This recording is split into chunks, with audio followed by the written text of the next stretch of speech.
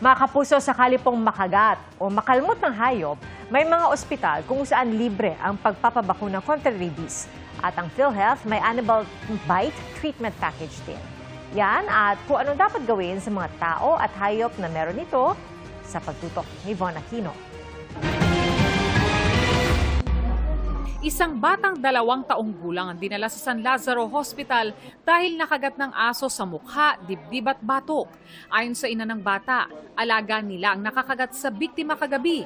Pagkita daw po ng classmate ng pamangkin ko, talagang nasa ilalim na po siya, nakadamba niya sa kanya yung aso.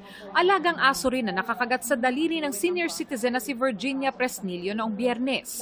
Kabilang sila sa mga pasyenteng libreng binakunahan kontra rabies sa San Lazaro Hospital ngayong araw. Basta magdala lang po ng ID at mailapit sa medical social natin.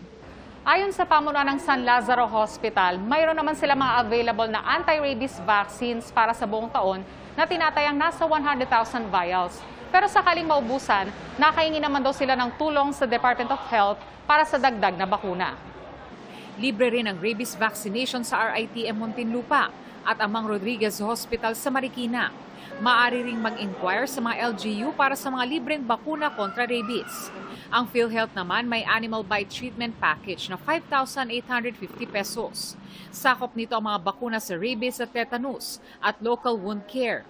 As of May 21, 13 na ang naitalang namatay sa rabies sa San Lazaro Hospital mula sa iba't ibang probinsya. Ayon sa doktor, ang pagkamatay, maiiwasan naman sana kung maagap na nagpabakuna ang mga pasyente.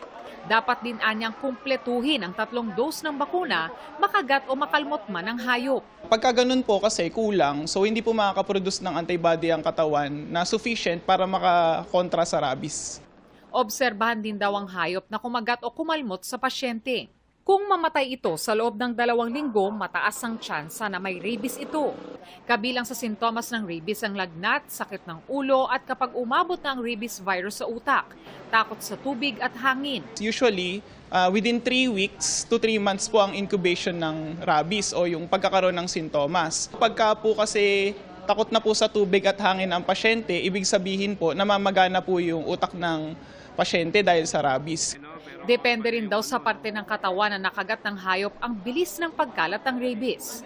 Pinapayuhan din ang mga kaanak ng pumanaw sa rabies na magpabakuna at ipakremate ang labi ng kaanak. Kahit na namatay na po ang pasyente, yung katawan niya po pwede pa rin po makakalat ng rabies virus. Pag na-inhale po yung droplet or yung mga tubig sa katawan ng pasyente. Para sa GMA Integrated News, Von Aquino, nakatutok, 24 oras.